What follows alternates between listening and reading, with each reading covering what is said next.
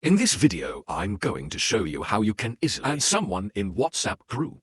Be sure to watch the video to the very end so you don't make any mistakes. And of course, do not forget to like this video and subscribe to my channel. Thanks guys. So let's get started. And first off, open up WhatsApp. Then go to chats. Then enter a group where you are an admin.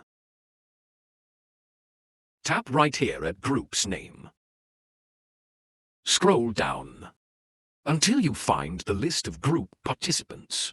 And from here we can add someone into different ways. The first way is add a participant from your contacts book. To do that, tap Add Participants. That will open up your contacts. And from here we can check. Mark multiple users whom we would like to add to that group. Once we have selected all the users, we need to tap Add to send invitation, or to add that users to your group. Also, you can invite any user to your group via a link. If we tap at that option, we'll be able to copy group invitation link.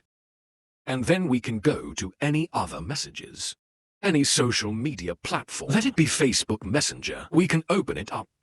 Then we can just open up some conversation, and then just paste the link we have just copied.